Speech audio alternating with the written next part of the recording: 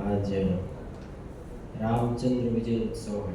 कल आप सबने रावण का वध कर लिया, करेक्ट ना? आप में से कितने लोग हैं जो कल रावण का वध करने के लिए गए थे? कितने लोग हैं जो राम की सेना में हैं? आप में से कितने लोग हैं जो राम की सेना ज्वाइन किए हैं? गुड। सो रामचंद्र विजय उत्सव यानी कि कल रामचंद्र जो है भगवान राम रावण का वध किए। तो आज हम उसी के विषय में चर्चा करने वाले हैं, भगवान राम के बारे में, और भगवान राम का अवतार क्यों हुआ, रावण का उन्होंने वध क्यों किया, और रावण के वध से हम क्या सीख सकते हैं, क्या जान सकते हैं। और हमारे जीवन में हम देखते हैं कि रावण रिप्रेजेंट करता है, दर्शाता है किस चीज़ को, बुराई को, आसुरिक प्रवृत्ति को। ये भी जानने का प्रयास करेंगे कि कैसे जो हमारे अंदर में ये अनर्थ रूपी रावण है, बुराई रूपी जो रावण है, अनेक रूप में, काम, क्रोध, लोभ,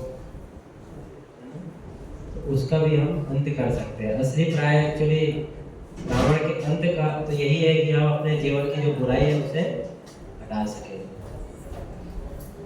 भगवद गीता में भगवान जो है दो तरह के गुणों के बारे में बताते हैं, एक है आसुरिक गुण और दूसरा है देवता के गुण, देव और आसुरिक। देव यानी कि जो देवताओं में जो गुण पाए जाते हैं, कैसे देवताओं में कौन से गुण पाए जाते हैं? अच्छे गुण, ग्रेटिट्यूड, भगवान के प्रति ग्रेटिट्यूड, भगवान ने जो हमारे लिए किया उसके लिए उनको धन्यवाद देना। वही पर आसुर जो होते हैं, असुर जो होते हैं, दानव, राक्षस, ये उल्टा वर्ग ये बोलते हैं कि भगवान ने हमारे लिए किया ही क्या है। इसके विषय में अच्छाई और बुराई के बारे में जानेंगे। क्यों? क्योंकि ये जानना जरूरी क्यों है? क्योंकि हम देखते हैं हमारे जीवन में भी हम भी कई प्रकार की जो बुरी चीजें हैं उसका हमें सामना करना पड़ता है हर पल। और जो हमारा माइंड है, मन है, उस मन में हमेशा एक साइड में अच्छे ख्याल है तो दूसरे साइड में बुरे ख्याल, और दोनों के बीच में हमेशा क्या चल रहा है? युद्ध चल रहा है।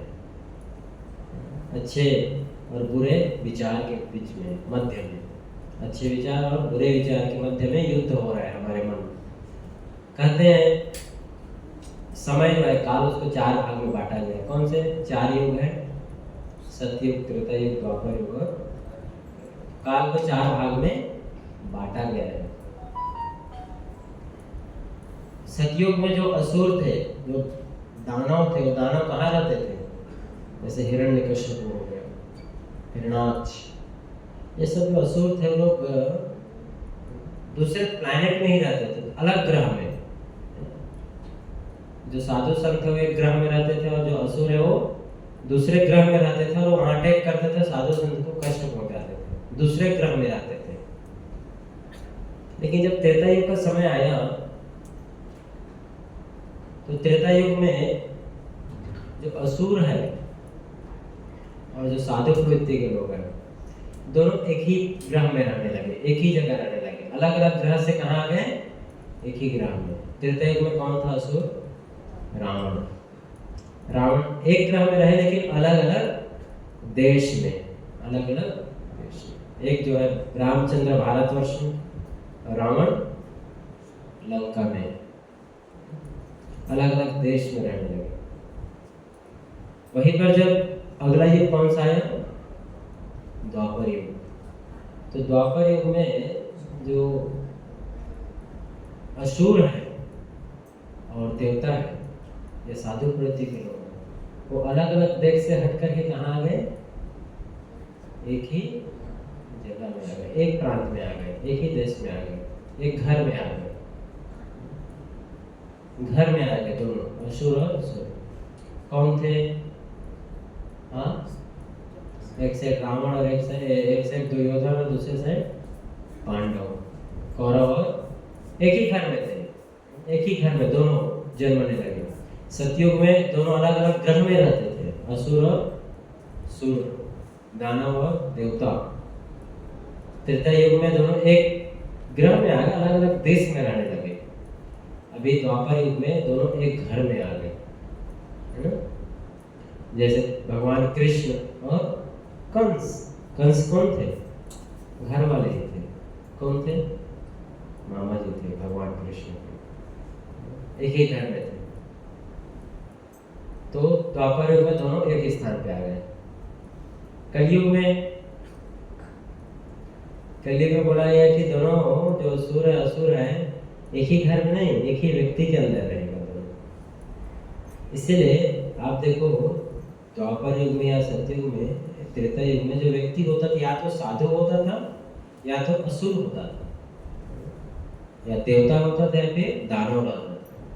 लेकिन कलयुग में ऐसा प्रोडक्ट है हम लोग कि कभी कभी आसुरिक प्रवृत्ति हावी हो जाती है तो असुर बन जाते हैं, और कभी कभी दैवी प्रकृति आ जाता है तो साधु बन जाते हैं, है ना? तो कलयुग के जो लोग हैं उसमें देवता और दानव दोनों एक ही व्यक्ति में है। विचार, है ना? तो कभी हमारे विचार कैसे होते हैं? साधु प्रवृत्ति के, और कभी असाधु प्रवृत्ति। असाधु यानी कि दानव प्रवृत्ति। तो इसलिए हमें देखना है कि कौन जीतता है दोनों में। अगर दानव प्रवृत्ति जीत गया तो असुर बन गए, और दैवी प्रकृति जीत गया तो क्या बन जाएंगे? साधु, देवता बन जाएंगे, साधु बनेंगे। तो डिपेंड करता है कि अब हम किसको जीत दिला रहे हैं, क्योंकि असुर और सुर दोनों एक ही व्यक्ति के अंदर है। तो इसीलिए हम जो है आज पढ़ने वाले कि जो रावण रूपी असुर हमारे हृदय में है, काम, क्रोध, लोभ, इस रूप में, है ना, मोह, अनेक भांति भांति से, उनके विषय में रामचंद्र जी के जीवन से, रामायण से हम कुछ चर्चा करेंगे और जानने का प्रयास करेंगे कि हम कैसे भगवान राम को अपने जीवन में बुला सकते हैं, आगमन कर सकते हैं, और हम कैसे हमारा मन भी भगवान राम के चरणों में जाएगा, भगवान के चरणों में। तो भगवान कृष्ण या भगवान जो है अलग अलग युगों में अलग अलग अवतार लेते हैं। भगवान एक ही है। क्या है? कौन है? एक है, लेकिन अनेक अनेक रूपों में आए हैं। भगवान कृष्ण और राम में कोई अंतर नहीं है, दोनों एक है। या विष्णु, तीनों में कोई अंतर नहीं है, तीनों एक ही है, लेकिन तीनों के कार्य अलग अलग हैं। जैसे ऐसा ही है, जैसे कोई प्रधानमंत्री ऑफिस में जाता है तो अलग तरीके से रहता है, और जब घर में होता है तो घर में जब रहता है तो अपने तरीके से खुला रहेगा, है ना, बच्चों के साथ खेल कूद करेगा, ऐसे ही नॉर्मल बात करेगा। लेकिन ऑफिस में रहेगा तो ऑफिशियल, वहाँ पर ऐसे जोक्स कॉमेडी नहीं कर सकता, वहाँ पर ऑफिशियल ड्रेस में रहेगा। घर में रहेगा तो लोअर पहन के रह सकते हैं, लेकिन ऑफिस में लोअर पहनकर नहीं आएगा। तो भगवान विष्णु है, वो ऑफिस वर्क कर रहे हैं, इसीलिए वो हमेशा एक हाथ में गदा चक्र लेकर चलते हैं। कभी भी ऑन ड्यूटी जाना पड़ सकता है, कोई असुर आ जाए तो, इसीलिए कभी भी अपने हाथों से गदा और चक्र को निकालते नहीं है। क्या पता कब क्या उस असुर को मारने के लिए जाना पड़े। इसलिए भगवान विष्णु ऑफिस वर्क है ना, मतलब कहने का है कि वो इस सेवा में, इस कार्य के लिए इस रूप में रह रहे हैं। वहीं पर वैसे ही भगवान कृष्ण देखिए, आपको फ्लूट नहीं रखते हैं, फ्लूट रखते हैं मारने के लिए। ऐसा नहीं कि आप देखें भगवान कृष्ण भी अपने पास एक क्या बोलते हैं, गदा रखे हुए हैं, धनुष। क्योंकि कृष्ण जो है वो घर में रहने वाले हैं। घर जैसे जब कोई जज हो या फिर प्राइम मिनिस्टर घर में आ जाएगा तो कैसे रहता है? बिंदास। वैसे भगवान कृष्ण, वैसे रामचंद्र भी धनुष रखे हैं रक्षा करने के लिए। तो आज हम इसके विषय में जानते हैं, समझते हैं। तो मेरे पीछे आप लोग दोहराइए भगवान रामचंद्र का प्रणाम मंत्र, ठीक है? रामाय रामभद्राय रामचंद्राय वेधसे रघुनाथाय नाथाय सीतये पतये नमः। रामाय रामभद्राय रामचंद्राय वेधसे रघुनाथाय नाथाय सीताये पतये नमः। तो भगवान रामचंद्र को अलग अलग नाम से जाना जाता है। पहले तो जो दशरथ जी थे या फिर उनके घर के कौशल्या माता, ये सब जो है राम जी को क्या बोल के बुलाते थे? राम। वैसे ही जो ब्राह्मण है वो लोग राम भद्र, राम भद्राय, और जो मध्यवासी रामचंद्र। वेद भी नाम है भगवान राम का। वेद यानी कि जिनको वेदों का ज्ञान है। रघुनाथ करके भी भगवान राम को बुलाया जाता है। नाथ, सीताय पतिये नमः, सीता के पति। तो भगवान रामचंद्र को जो है लोग अलग अलग नाम से पुकारते थे, जानते थे।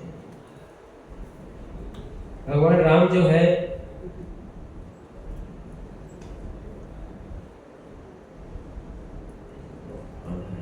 ओके, इसको भी दोहराइए। श्री राम राम रघुनंदन राम राम, श्री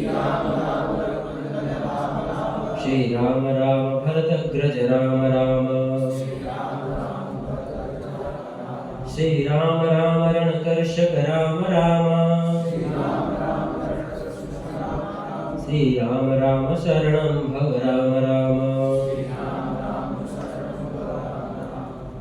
तो भगवान राम का जो है ये प्रणाम मंत्र है, प्रणाम करने के लिए। तो अब हम शुरू करते हैं ये डिस्कस करना कि किस तरह से हम रामायण से क्या शिक्षा ले सकते हैं और कैसे भगवान राम को हम अपने जीवन में उतार सकते हैं, बुला सकते हैं। और रावण जो बैठा है, रावण, उसको हटा के उसके स्थान पे राम को बैठा सकते हैं अपने जीवन में। भगवान रामचंद्र ने क्या किया? लंका से जो रावण था उसको उस गद्दी से हटा करके, दानव को हटा करके एक देव रूपी विष्णु को बैठाया। तो हमारे हृदय में भी वैसे ही बहुत तरह के काम, क्रोध, लोभ है, इसको हटा करके भगवान से हम प्रार्थना कर सकते हैं कि इसके बजाय जो है भगवान के प्रति जो रुचि है, प्रेम है, उसको बैठाएं, जिससे हम जो है जीवन में क्या रहेंगे? खुश रहेंगे, आनंद में रहेंगे। तो आपको पता है रामायण की जो सबसे पहली शिक्षा हम लेना चाहिए वो है कि किस तरह से गलत संगति से हमें बचना चाहिए। जो रामायण में बताया गया है कि जो माता कैकेयी है वो तीनों माताओं में या फिर पूरे अयोध्या में अगर कोई राम से सबसे ज्यादा प्रेम कोई करता था तो कौन है? माता कैकेयी। कैकेयी जो है भगवान रामचंद्र से सबसे ज्यादा प्रेम करती थी। सुबह उठते ही भगवान राम जो है सबसे पहले माता कैकेयी के पास जाया करते। इवन जब छोटे थे भगवान राम तो खेलने के लिए, खेल कूद में सबसे पहले माता कैकेयी के पास जाते थे, उनके हाथों से खाते थे। लेकिन ऐसा क्या हुआ कि कैकेयी जो है भगवान रामचंद्र को वनवास जाने के लिए बोलती है। तो क्या कारण रहा? क्योंकि कैकेयी जो है उसने एक ऐसी संगति कर ली जो भगवान को जो है वनवास जाने का कारण बन गया। इसीलिए हमें संगति का बड़ा ध्यान रखना चाहिए। जो मंथरा नाम की उनकी दासी थी कैकेयी, वो दासी जो है जब पूरे अयोध्या में जब अनाउंसमेंट हो गया, क्या अनाउंसमेंट हुआ कि कल जो है भगवान रामचंद्र का अभिषेक होगा, राज्याभिषेक होगा कल। ये सुन करके पूरे अयोध्यावासी सबसे खुशी थे, सब खुश थे। सिर्फ अयोध्या में एक जो व्यक्ति है वो खुश नहीं था। वो कौन है? मंथरा। जब मंथरा ने सुना कि कल राज्याभिषेक होना है राम का, तो मंथरा ने क्या सोचा? प्लान कर कुछ तो करना पड़ेगा। माता कैकेयी के पास जाके बोलती है कि अरे तुमने सुना कल राम का अभिषेक है। आपको पता है कैकेयी क्या करती है? कैकेयी कहती है अरे तुमने मेरे को इतना अच्छा न्यूज़ दिया, और माता कैकेयी ने जो हार पहनी थी वो हार निकाल किसको दे दिया? मंथरा को, कि इतना बढ़िया न्यूज़ सुनाने के लिए तुम जो है मुझे आई हो। लेकिन मंथरा तो कुछ और पर्पस के लाई थे। और फिर मंथरा ने कैकेयी का जो मन है उसको किस तरह से दूषित कर दिया। तुम अभी खुश हो रही हो लेकिन कल के बाद क्या होगा तुम्हारे साथ? अरे तुम्हारे साथ क्या, तुम्हारे बेटे के साथ क्या होगा? बताओ, भरत और शत्रुघ्न को उनके मामा घर में क्यों भेजा गया है? ककाई देश में क्यों भेजा गया है? जब वो नहीं है तो राम को राजा क्यों बनाया जा रहा है? क्योंकि राम राजा बनेगा, उसके बाद तुमको, भरत को जेल में डाल दिया जाएगा। कई बोलती है तुमको अभी मार के मैं यहाँ से भगा दूंगी। कई नहीं सुन रहे थे, लेकिन मंथरा फिर ड्रामा करती है। ठीक है, मेरा क्या है, मैं तो तुम्हारे भले के लिए बता रही हूँ, अगर सुनना चाहती है तो मैं बोलूंगी। तो यहाँ पर गलती हुआ क्या, वहां पर कैकेयी को बिल्कुल भी उसका नहीं सुनना चाहिए, लेकिन कैकेयी फिर सुनने लगती है। और मंथरा जो है, उसका जो मन कान है उसको पूरी तरीके से भ्रमित करे, उसको मन भ्रमित कर लेती है। इसलिए हमें जब भक्ति कर रहे हैं तो बड़ा ध्यान रखना चाहिए, ऐसे लोगों की संगति करने से बचना चाहिए जो भक्ति नहीं कर रहे हैं या फिर जो भक्ति के खिलाफ बोलते हैं, उनसे बच के रहना चाहिए। और दूसरा कि हमारे जीवन का कुछ अगर कॉन्फिडेंशियल चीज है, उसे किसी ऐसे व्यक्ति को नहीं बताना चाहिए जो उसके लायक नहीं है। कैकेयी ने एक और गलती किया था। क्या गलती किया था? उसने मंथरा को बताया था कि राजा दशरथ ने मुझे 2 वर दिए हैं। जब मैंने राजा दशरथ का जो है युद्ध में सहायता की थी, तो बताइए दासी को ये चीज बताने की कोई आवश्यकता नहीं थी। तो कैकेयी बोलती क्या करो अब, क्या करें हम? तो मंथरा बोलती है कि तुमको याद है तुमने राजा दशरथ से 2 वर मांगे थे, अब वो मांगने का समय आ गया है। तो इस तरह से जो संगति है, बुरी संगति, वो हमारे जीवन को किस तरह से तहस नहस कर सकती है। और बताइए ये जो मंथरा है, इसमें किस तरह से पूरे अयोध्या में जहां पर हर कोई आनंदमय था, उस पूरे माहौल को जो है उसने पूरे तरीके से गड़बड़ करके पूरे अयोध्या में निराशा फैला दिया। क्यों? क्योंकि बुरी संगति का असर। इसलिए हमें बड़ा ही संभल कर अपने जीवन को जीना चाहिए जब भक्ति कर रहे हैं, खासकर तो। ये तो भक्ति में कब कौन कहां पर कैसे हमें भटका देगा, कब कौन कैसे बोलेगा और हमारा मन भटक जाएगा। इसलिए हमें भक्तों का संग करना चाहिए सावधानी से, और अभक्तों का संग जो है छोड़ना चाहिए, हमारे मति को भटका सकते हैं। अब अभक्तों की संग की जब बात की जा रही तो जरूर नहीं किसी व्यक्ति माध्यम से, अनेक तरह से हो सकता है। आज के समय में तो सोशल मीडिया भी एक अभक्त ही है, उसमें भी जो हम ज्ञान ले रहे हैं वो कोई भक्ति में बढ़ाने लायक ज्ञान नहीं है। इसलिए जो हम ज्ञान ले रहे हैं, जो सुन रहे हैं, उसे बड़ा ही सावधानी पूर्वक सुनना, देखना चाहिए कि मेरे भक्ति में प्रगति के लिए या फिर भक्ति में दुर्गति के लिए, ये मेरी भक्ति का नाश करेगा कि भक्ति को वृद्धि करेगा, आगे बढ़ाएगा, ये देखना चाहिए हर कार्य में, हर कार्य में।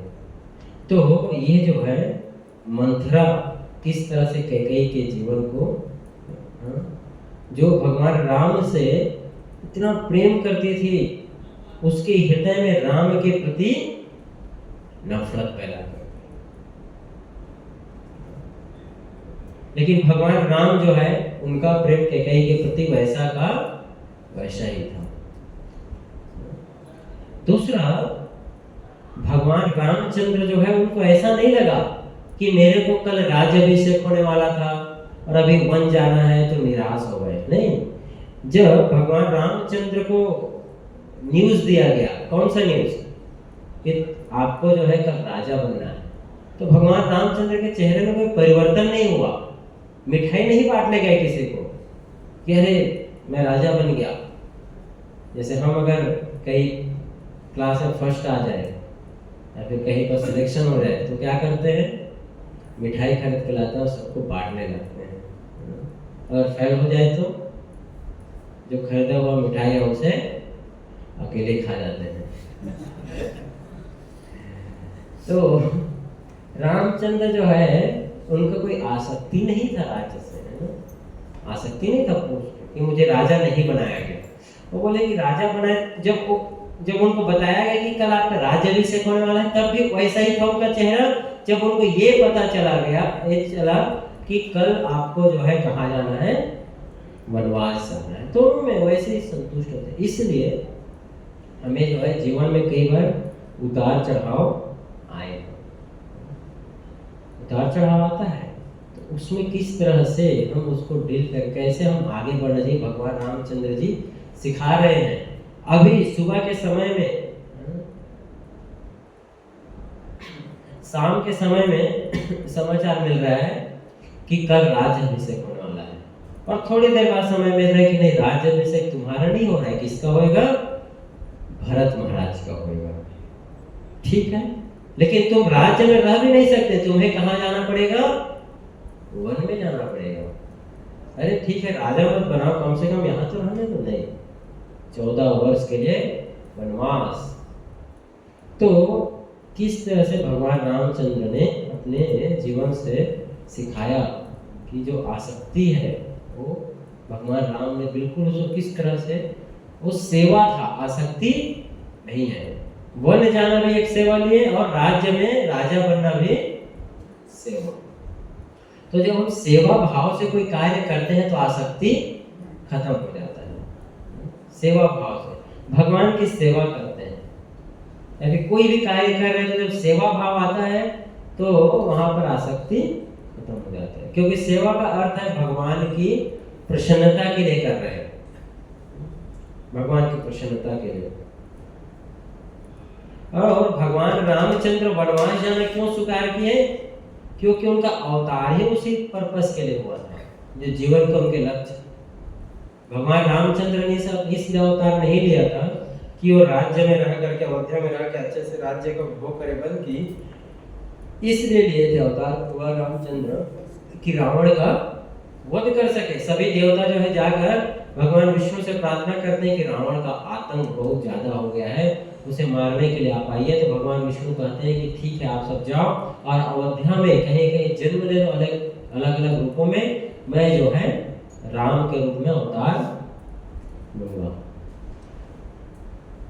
तो जीवन का लक्ष्य जो है वो किस तरह से भगवान राम ने दिखाया कि लक्ष्य को प्राप्त करने के लिए जो भी कष्ट सहना पड़ा उन्होंने सहा। और उसी तरह से हमारे लिए जीवन का लक्ष्य क्या है, जो आसुरिक प्रवृत्ति जो हमारे हृदय में है, भोग प्रवृत्ति, सेवा प्रवृत्ति हट गया है। एक्चुअली में हमारा स्वाभाविक स्वभाव है सेवा करने का, लेकिन सेवा प्रवृत्ति हट कर क्या हो गया है, वो भोग प्रवृत्ति। जैसे मान लो कहीं पर एक घर में एक नौकर है, बहुत बड़ा आदमी है, उसका एक नौकर है, सेवा करता है, लेकिन नौकर थोड़े दिन में सोचने लगा कि अरे मैं इसका नौकरी क्यों करूं, इसका नौकर क्यों बनूं, इसका जो गद्दी है उसे मुझे बैठना चाहिए, ये जो खाता है उसे मुझे खाना चाहिए। तो क्या कर रहा है वो, क्या प्लान कर रहा है कि कैसे भी करके राजा को क्या करूं, मैं मार देता हूं, आदमी को मार देता हूं, मेरे मालिक को। तो इस तरह से आसुरिक प्रवृत्ति आएगा तो किसी भी स्तर पे जाने को फिर वो रेडी हो जाए। क्या करेगा, किसी दिन जो है उठेगा, नौकर है, कुकिंग कर रहा है, खाने में जहर डाल देगा, मालिक को मारेगा, या फिर चाकू से कुछ करके। सेवा प्रवृत्ति हट के क्या प्रवृत्ति हो गया उस नौकर का, भोग प्रवृत्ति। इसलिए हमें देखना चाहिए कि हमारे जीवन का जो लक्ष्य है वो आसुरिक प्रवृत्ति को हटाने के लिए, और यही जो है भगवान रामचंद्र ने रावण को मारकर जो सिखाया ये यही है कि हमारे हृदय में lust, anger, greed, pride, illusion, ईर्ष्या, इसको किस तरह से हमें अपने जीवन से हटाना है। तो रावण के वध का अर्थ यही है कि हम किस तरह से भगवान राम को अपने जीवन में लाए, यानी कि जो सात्विक, जो सतोगुणी चीज है उसको हम जीवन में लाए। जब हमारा आसुरिक प्रवृत्ति होएगा तो क्या होगा, हम अधोगति को प्राप्त करते हैं। भगवद गीता में बताते हैं क्या, ऊर्ध्वं गच्छन्ति सत्त्वं, मध्ये तिष्ठन्ति राजसं, अधो गच्छन्ति तामसं। अगर कोई सतोगुणी सात्विक जीवन जी रहा है तो उसको ऊपर के लोग मिलते हैं, प्रगति करता है जीवन में, उच्च लोक को जाता है। और अगर बुरा कर्म कर रहा है तो कहाँ जाएगा? नीचे की ओर हो जाएगा। इसीलिए हमारे हृदय से इन चीजों को कैसे हटेगा ये देखना चाहिए। भगवान राम ने जो है किस तरह से रावण का वध किया।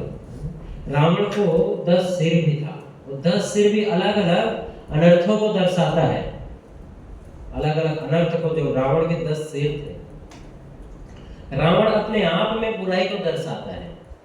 रावण जो है अपने जीवन में उपभोग करने को इतना आदी था कि एक बार वो शिव जी के लोक में गया, कैलाश में। शिव जी को बहुत प्रार्थना किया, सब किया, लेकिन जब माता पार्वती को देखा तो उसका मन हुआ कि अरे पार्वती तो बड़ी सुंदर है, इनका भी भोग किया जा सकता है। तो ये आसुरिक प्रवृत्ति है, आसुरिक प्रवृत्ति कि जिसकी सेवा के लिए गया है उसके प्रति उसको क्या हो रहा है? दुर्विचार आ रहा है। और कहीं भी जाता था रावण, स्वर्ग लोक में गया, नागलोक, कहीं भी जाता था तो जो भी सुंदर स्त्री दिखता था सबको उठा के ले आता था। तो रावण जो है बड़ा ही ऐसा व्यक्ति था जो बुरे कर्म करने के लिए कभी घबराता नहीं था। इवन जो लंका है, लंका भी उसका नहीं था। लंका किसका था? पहले कुबेर का। कुबेर रावण का भाई है, रावण का भाई है। तो रावण जो है देखा कि अरे कुबेर के पास लंका है, उसने तपस्या किया और कुबेर को वहां से मार कर क्या किया? भगा दिया और लंका पे अपना राज्य बना लिया। तो ये आसुरिक प्रवृत्ति है। तो हमें समझना चाहिए किस तरह से हमें इन आसुरिक प्रवृत्ति को अपने हृदय से हमें हटाना है। रामचंद्र जी का पर्पस यही था कि जो असुर है उस असुर को वध करना। भगवान राम ने अनेक असुरों का वध किया, कुंभकर्ण का वध किया, ताड़का का वध किया, खरदूषण का वध किया और रावण के अनेक और बहुत सारे चेले चपाटे जितने थे सबका एक एक करके वध किया। वो दिखाते हैं कि इस तरह से जो हमारे जीवन में ये जो अनेक प्रकार की बुराई हमारे हृदय में बैठा है, जो हमें भगवान के पास जाने से रोक रहा है, भगवान की भक्ति करने से रोक रहा है, उसको हटाने का ये प्रतीक है, उसको दिखा रहा है। ये हमें समझने का प्रयास करना चाहिए। क्या चाहिए आपको? राम चाहिए या फिर आराम चाहिए? ये हमारे जीवन का क्या होना चाहिए? लक्ष्य होना चाहिए। आराम चाहिए तो राम नहीं मिलेंगे और राम चाहिए तो आराम। जब भगवान रामचंद्र अयोध्या से जा रहे थे वन के लिए, तो सारे अयोध्यावासियों ने क्या किया? सब पीछे पीछे जाने लगे, बोले हमें नहीं चाहिए अयोध्या, ये राजपाट हमें नहीं चाहिए। सब पीछे पीछे जाने लगे, सब चले गए। सबने आराम को छोड़ करके किसको चुना? भगवान राम को। इसीलिए भक्ति में भी अगर हम भक्ति में आगे बढ़ना है तो थोड़ा तो जीवन से कंफर्ट जोन से हमें क्या करना पड़ेगा? निकलना पड़ेगा। कंफर्ट जोन क्या है? कि अरे मंदिर बहुत दूर है, उससे अच्छा यहीं घर में बैठे बैठे यूट्यूब से ऑनलाइन मंदिर का दर्शन कर लिया जाए। मंदिर तो 1 महीना पहले गए थे, डेली मंदिर जाने से वैसे भी क्या होता है। तो ये क्या है? Comfort zone. माला करने से क्या होगा? इससे अच्छा थोड़े यूट्यूब में शॉर्ट्स देख लिया जाए। माला करने में मेहनत लगता है, बुक पढ़ने में मेहनत लगता है, दिमाग लगाना पड़ता है। शरीर नहीं आत्मा है, क्या बोल रहे हैं समझ नहीं आ रहा है, उसमें दिमाग लगाना पड़ता है। हम भोक्ता नहीं है, भगवान भोक्ता राम है, हम एंजॉयर, क्या बोल रहे हैं गीता में समझ नहीं आता है। तो इस कंफर्ट जोन से हमें निकलकर अगर राम को जानना है तो आराम से तो थोड़ा निकलना पड़ेगा, कंफर्ट जोन से निकलना पड़ेगा। तो अयोध्यावासी सब पीछे पीछे जाने लगे भगवान राम के कि हम भी आपके साथ कहाँ जाएंगे? वनवास जाएंगे। हम यहाँ नहीं रुकेंगे अयोध्या में। कैकेयी ने कहा था कि राम के लिए वनवास। जब भगवान राम माता सीता के पास गए, क्या करने के लिए? बताने के लिए कि तुम जो है माँ का ध्यान रखना, तीनों माताओं का ध्यान रखना, पिताजी की सेवा में करना। माता सीता बोलती है कि मैं आपके सिवा किसी को जानती नहीं, मेरा इनके साथ संबंध आपके द्वारा हुआ है, अगर आप चले गए तो मेरा किससे और संबंध है ही नहीं। मेरे पिताजी ने मुझे आपके हवाले छोड़ा है, आप जहां जहां जाएंगे वहां वहां मैं, और जहां पर शरीर जाएगा वहीं पर तो छाया जाएगा, है कि नहीं? ऐसा तो नहीं कि शरीर यहाँ है और परछाई कहीं और बन रहा हो। जहां पर शरीर है वहीं पर ये परछाई है। तो आपका परछाई तो मैं, और आप जिधर जाएंगे वहीं। तो माता सीता भी जाने को रेडी हो गई, ठीक है। लक्ष्मण जी को बोलने गए भगवान राम के, लक्ष्मण तुम देखना, राजपाट राज्य को देखना, ध्यान देना, सबका ध्यान रखना। लक्ष्मण जी बोले नहीं, मेरे जीवन के एक ही लक्ष्य है, वो क्या है? राम की सेवा, और कोई दूसरा लक्ष्य नहीं है। राज्य भरत देखेंगे, लिए हैं तो मुझे फर्क नहीं पड़ता। तो लक्ष्मण जी भी, तो ये सेवा प्रति, भगवान के प्रति सेवा है ना, अपना कंफर्ट। लक्ष्मण जी ने तो कहा कि मैं तो प्रण लेता हूं कि मैं 14 वर्ष सोऊंगा ही नहीं। आप जो है वन में रहेंगे, वहां वन में बहुत सारे जानवर आते हैं, और कब कौन जानवर अटैक करेगा, आप विश्राम करते रहेंगे। मैं झोपड़ी के बाहर आपका क्या करूंगा? पहरेदारी करूंगा, रक्षा करूंगा, भगवान लक्ष्मण जी कहते हैं। और लक्ष्मण जी कहते हैं कि मैं 14 वर्ष विश्राम नहीं करूंगा। तो ये भगवान राम के प्रति उनका क्या है? शरणागति है। इसीलिए भगवान राम जो है लक्ष्मण जी इतना प्रेम करते हैं। इसीलिए जब लक्ष्मण जी को बाढ़ लगता है और मूर्छित हो जाते हैं, तो राम तो जैसे मानो बेहोश हो जाते हैं, वो स्वयं के लक्ष्मण के विराम। क्यों? क्योंकि लक्ष्मण जी ने वैसा सेवा कर रहे हैं भगवान का। तो जब हम भगवान की सेवा में लगते हैं तो भगवान भी हमारे विषय में सोचते हैं, हमारे फिर उनका भी हमारे जीवन में इंटरफेयर होता है। ये अथामा प्रपद्यन्ते। तो अयोध्यावासी क्या किया? अयोध्यावासी जो है जाने लगे पीछे सबके सब राम जी के साथ। तो राम चाहिए या फिर आराम चाहिए। लेकिन क्या हुआ? जब आराम करने लगेंगे तो राम क्या हो जाएंगे? चले जाएंगे। और ऐसे हुआ उनके साथ, फिर अयोध्यावासी के साथ जब जा रहे थे भगवान राम ने कहा कि ऐसे तो काम नहीं चलेगा। फिर अंतर क्या रहा? अयोध्या में भी सब लोग साथ में थे और जंगल में ही, तो ये अयोध्या से वो अयोध्या बन जाएगा। पूरे के पूरे अगर वहां आ गए तो कुछ करना पड़ेगा। तो भगवान राम ने क्या किया? शाम के समय बोला कि हम सब यहीं विश्राम करते हैं।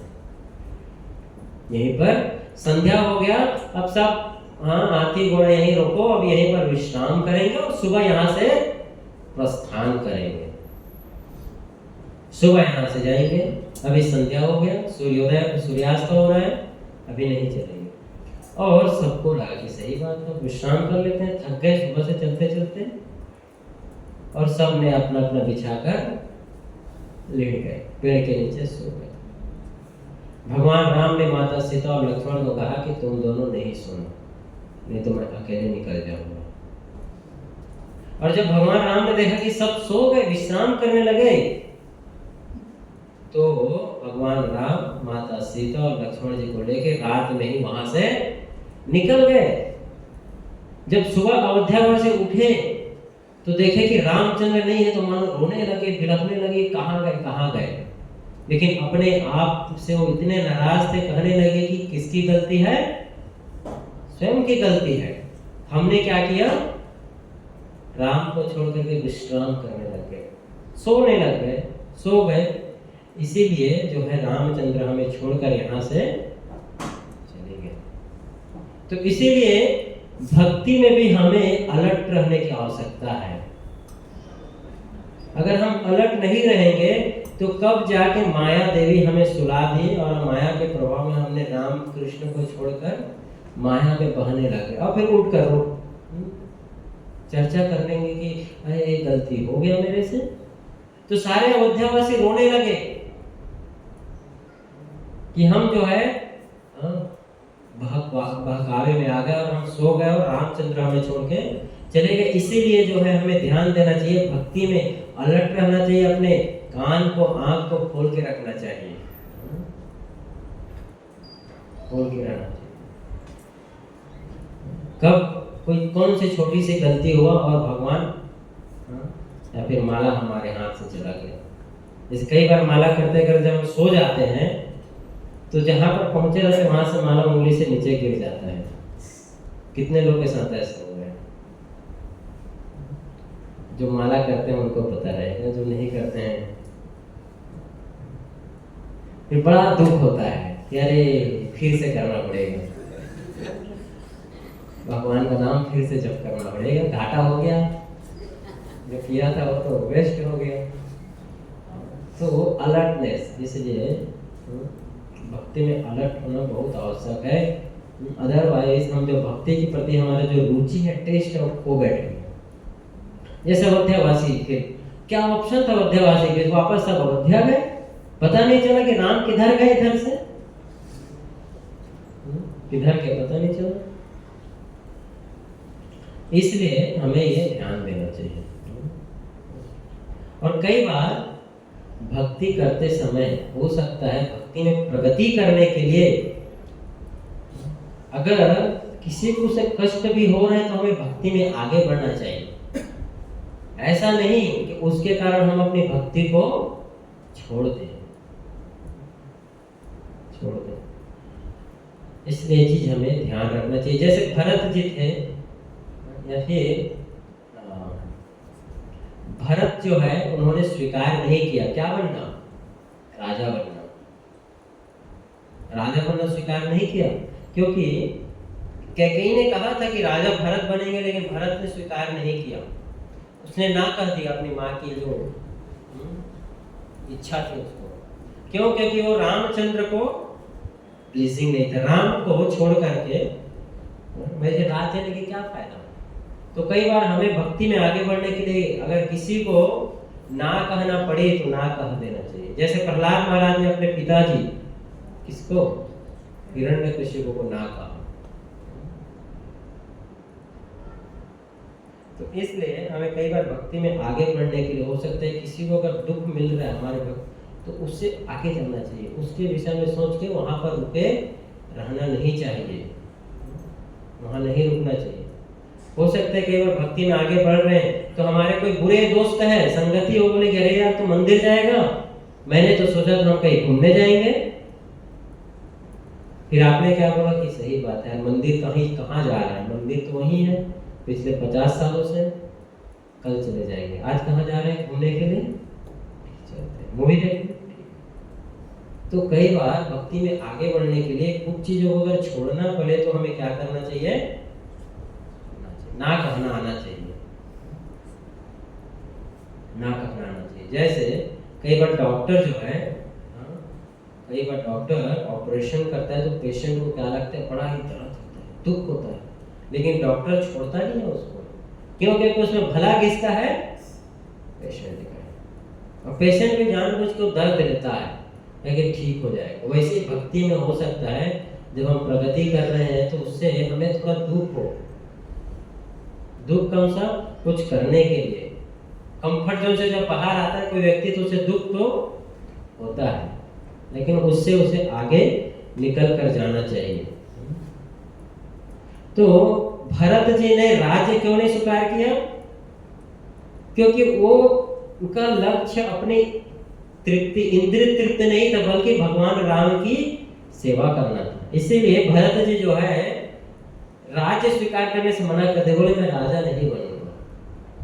और जब भरत जी जब आए, जब उनको सुना, उन्होंने ये समाचार सुना कि राम तो वनवास गए और मुझे राजा बनाया गया, तो भरत जी को सबसे ज्यादा दुख हुआ। लेकिन आज के समय में अगर ऐसा हो जाए तो लोग तो खुश हो जाएंगे। अगर किसी को कह दिया जाए कि अरे उस मैनेजर को हटा दिया गया, तुम्हें बनाया जा रहा है, तुम बनोगे, तो बहुत खुश हो जाएगा ना, क्यों नहीं।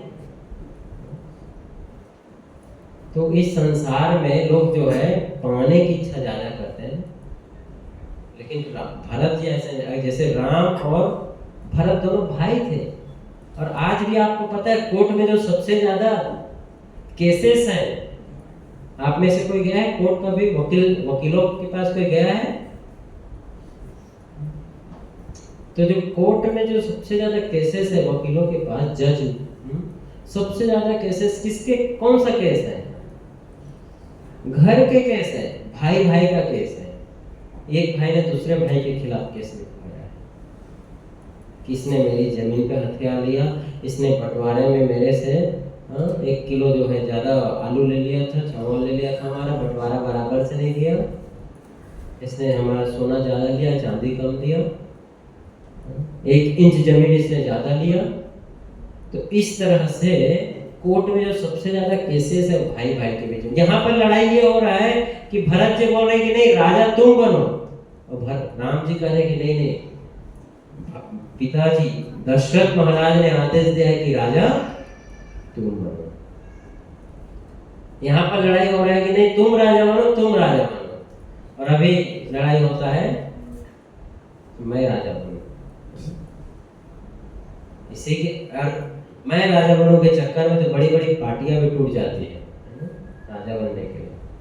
तो इसलिए हमें ध्यान देना चाहिए जीवन का लक्ष्य जो है क्या है। भरत जी कहे कि मेरे जीवन का लक्ष्य क्या है, भगवान राम को प्रसन्न करना, राम की प्रसन्नता है। इसीलिए जब राम जी जब जाते हैं, भरत जी जाते हैं राम को बुलाने के लिए, तो राम जो है बहुत समझाने का प्रयास करते हैं, भरत जी नहीं मानते, बोले नहीं राजा तो आप ही बनेंगे। अंतिम में भगवान राम को कहना पड़ता है कि मैं तुम्हारा बड़ा भाई हूं, मेरी बात को मानना तुम्हारा धर्म है।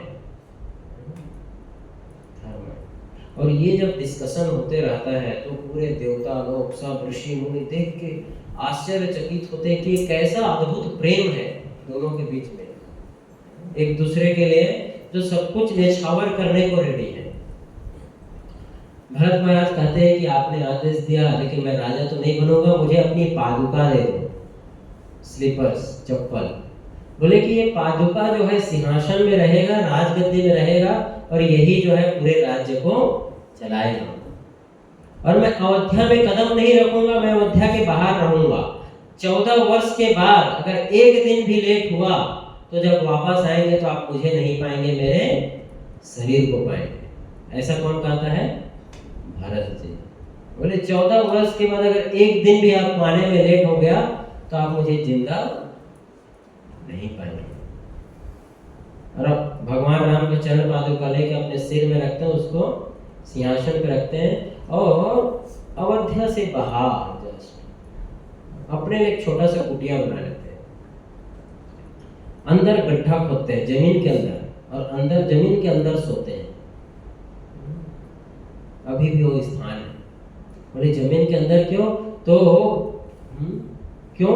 क्योंकि भरत जी कहते हैं कि भगवान राम कहाँ सो रहे होंगे? जंगल में, जमीन में सोते होंगे, है कि नहीं?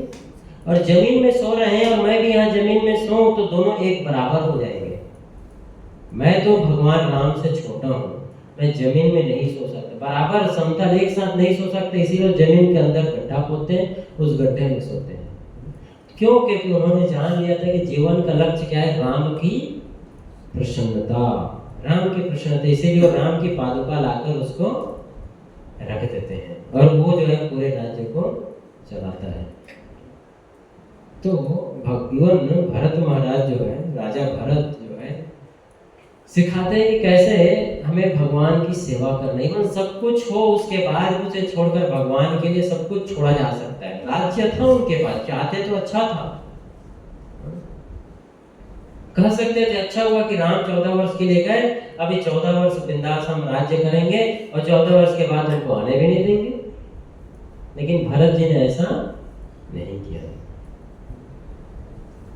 अब रामचंद्र जब वनवास में गए तो वहां पर एक लीला होता है पास्ट में। क्या? जो सुपर्णखा नाम की एक बहुत ही सुंदर राक्षसी थी, सुपर्णखा, जो दिखने में कैसे थी? बहुत ही विकराल, भयंकर, लंबे लंबे बाल,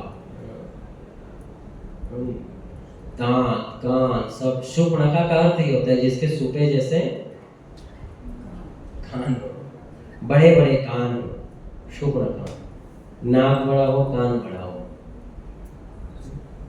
तो सुपर्णखा ने क्या किया? राम को देख करके राम के प्रति जो है उसके में विकार आया, उसके हृदय में। सुपर्णखा जो है राम को पाने के लिए क्या किया? अपना जो विकराल शरीर था, भयंकर शरीर था, उस रूप को क्या कर दी? बदल दी। और बदल कर कैसे बन गई? एक बहुत ही सुंदर स्त्री का रूप ले लिया और राम के पास चले गए।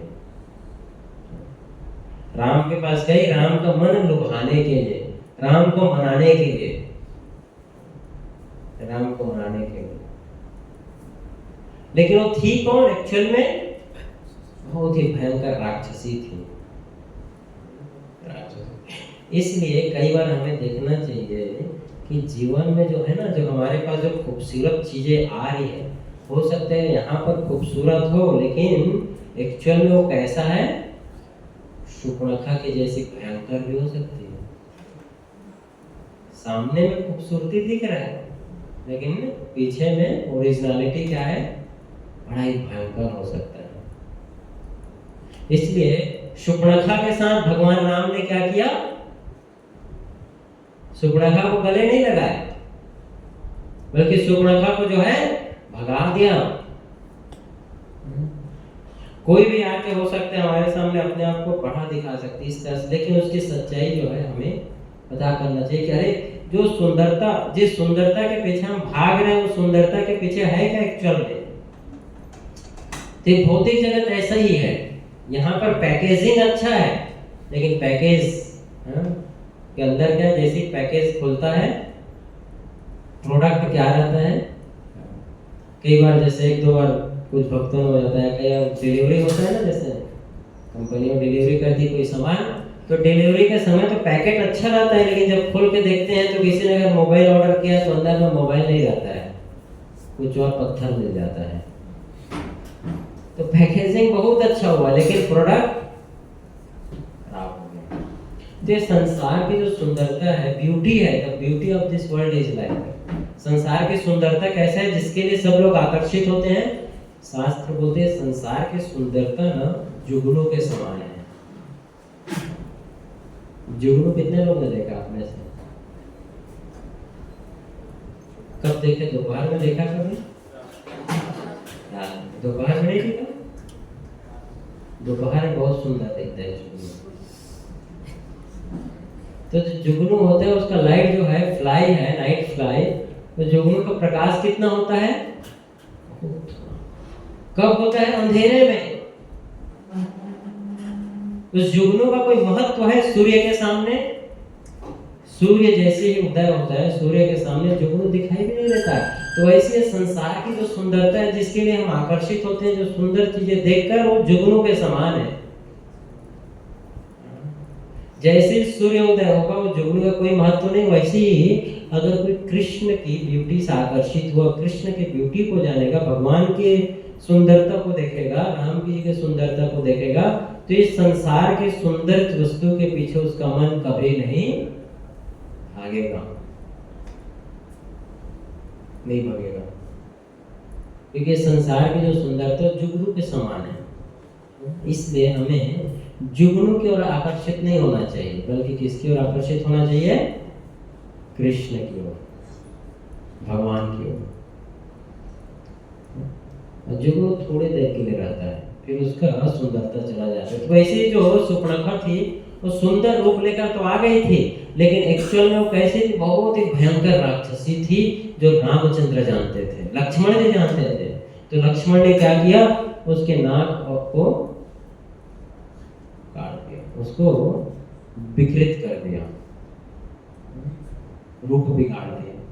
तो ये हमें जानना चाहिए, समझना चाहिए कि ये संसार का सच्चाई, और भगवान ये संसार की सच्चाई के बारे में बताते हैं क्या, दुखालयम।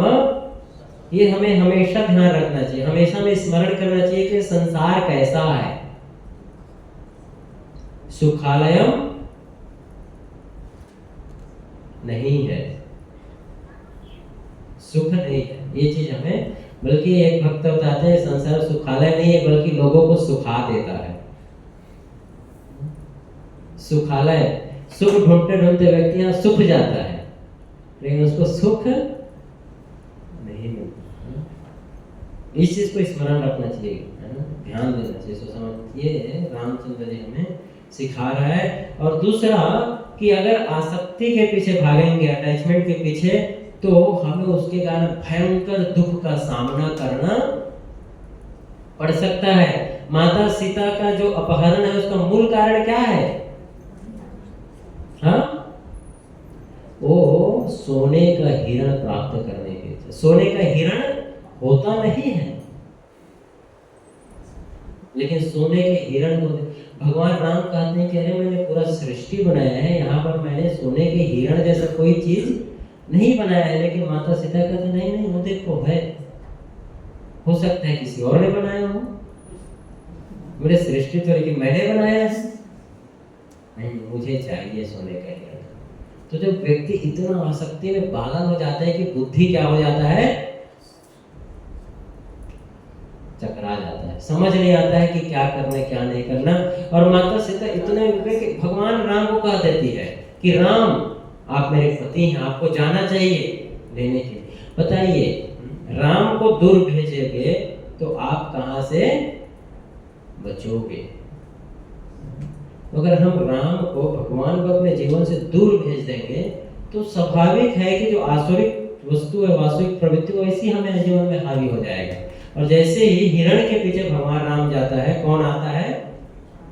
रावण। इसीलिए आसक्ति के पीछे जब कोई भगता है तो क्या है, फिर वो सफर करने लगेगा। माता सीता उसके बाद वहां से आप देखो माता सीता का जीवन कैसे है, पूरी तरीके से भगवान राम से दूर हो जाती है और 1 वर्ष तक दुख सहना पड़ता है, दुख सहना। और रावण जो है, जैसे रावण किसके वेश में आता है? साधु के वेश में। क्यों? क्योंकि जानता है कि माता जो सीता है, वो सीता जो है साधु को तो ना नहीं बोलेगी।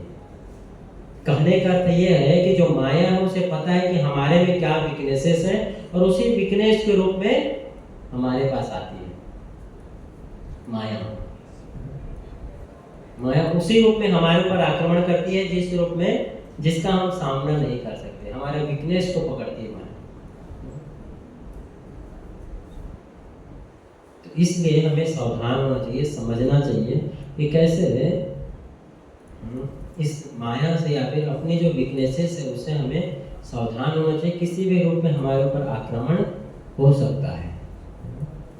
वीकनेस क्या? पढ़ाई करने जाता है बच्चा, पढ़ने के लिए मोबाइल खोलता है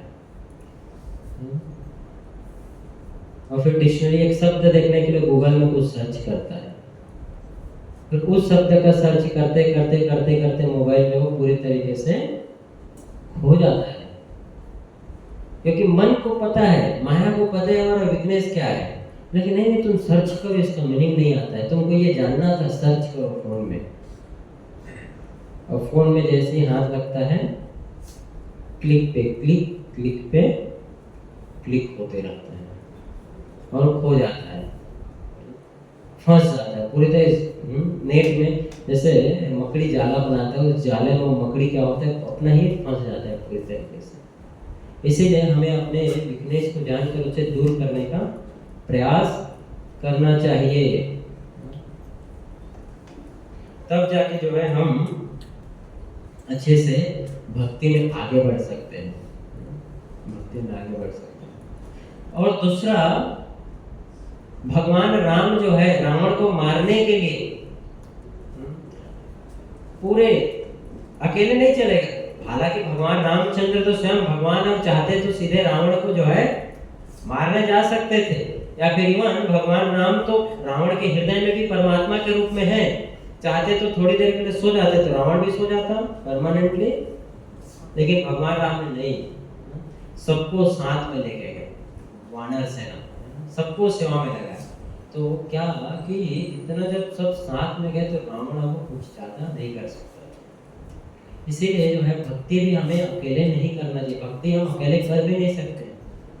इसीलिए भक्तों का क्या चाहिए, संग चाहिए। कोई अगर कहता है मेरे से अकेले भक्ति हो रहा है, तो क्या कह रहा है वो, झूठ कह रहा है। क्योंकि अकेले भक्ति तो आज तक किसी ने कलयुग में मुश्किल है, मुश्किल भक्तों का संग। इसीलिए चैतन्य महाप्रभु भी जब आए इस संसार में तो अकेले नहीं आए, सांगो पांगो सब पार्षदम, अपने साथ पूरा मंडली लेके आए, अद्वैत आचार्य, नित्यानंद प्रभु, श्रीवास पंडित, सब लोग। इसलिए भक्ति जो है अकेले संभव नहीं है, भक्तों के साथ में किया जाएगा। और जो जितना ज्यादा भक्तों के साथ में रहेगा उतना अच्छा उसका प्रगति होगा।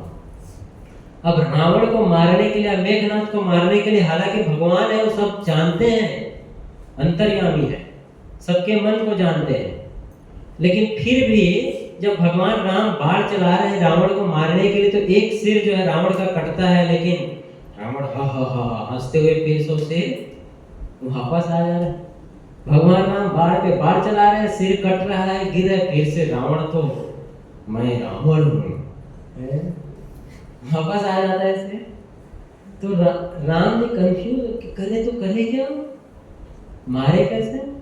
तब जो है वहां पर कौन, विभीषण जो है भगवान राम को सलाह देते हैं। क्या सलाह देते हैं कि रावण को इस तरह से नहीं मारा जाएगा। रावण को मारने के लिए क्या करना पड़ेगा, कहां बाढ़ चलाना पड़ेगा, तब जाके रावण मरेगा। तो सलाह देखो, भक्ति में भी आगे बढ़ने के लिए हमें हमेशा अपने से जो उन्नत भक्त हैं उन भक्तों की सलाह जरूरी है। बिना सलाह के, बिना मेंटर के भक्ति में आगे बढ़ना मुश्किल है। चाहे मेघनाथ को मारना हो तो विभीषण ने लक्ष्मण जी को बताया कि मेघनाथ कैसे मरेगा, या फिर रावण को मारना हो, लंका को भेद कैसे करना है, तो विभीषण ने बताया। इसलिए हमें बड़े भक्तों का, अपने से जो उच्च भक्त है उनसे हमेशा सलाह लेना चाहिए और उनके कहे अनुसार ही भक्ति में करना चाहिए। तो हम भक्ति में प्रगति आसानी से कर सकते हैं। तो रावण जो है इस प्रकार से, रावण का भगवान राम वध करते हैं और लंका को विजय प्राप्त करते हैं। और विजय प्राप्त करके राजा किसको बना देते हैं, विभीषण को। विभीषण को जब पहली बार विभीषण लंका से रावण को छोड़कर राम जी के पास आते हैं सेना में, तो राम जी ऐसे दरबार में सबसे पूछते हैं, वहां बैठे रहते हैं सारे बंदर में सुन के, जितने भी ग्रुप में होते हैं, हनुमान जी और जामवंत, अंगद, सुग्रीव, नल, नील और बाकी सब। तो सबसे राम जी पूछते हैं कि क्या करना चाहिए इसका, किसका, विभीषण का। तो सब कहते हैं क्या कि नहीं, इसे तो वापस भेज देना चाहिए। क्यों, रावण का भाई है, क्या पता प्लानिंग करके आया हो और यहाँ की खुफिया खबरें रावण को दे। लेकिन भगवान राम जो है हनुमान जी से भी पूछते हैं, तो हनुमान जी क्या कहते हैं, नहीं, मैं गया था जब लंका, तो पूरे लंका में मैंने देखा कि एक घर में राम नाम लिखा था। वो कौन सा घर था, भीषण का। भीषण अच्छे व्यक्ति हैं। तो भगवान राम बड़े प्रसन्न होते हैं हनुमान जी के डिसीजन से। और जो है तब भगवान राम जो है भीषण को लंकेश कहकर पुकारते हैं, आशीर्वाद देते हैं, तुम लंकेश हो, तुम्हें मैं लंका का राजा घोषित करता हूँ। तो सब लोग कहते हैं अरे तो रावण मरा नहीं, आपने इसे लंकेश बना दिया। मान लो कल के दिन सीता को लेकर रावण आकर आपकी शरण में आ जाए तो क्या करोगे? इसको तो आप लंका दे नहीं पाओगे।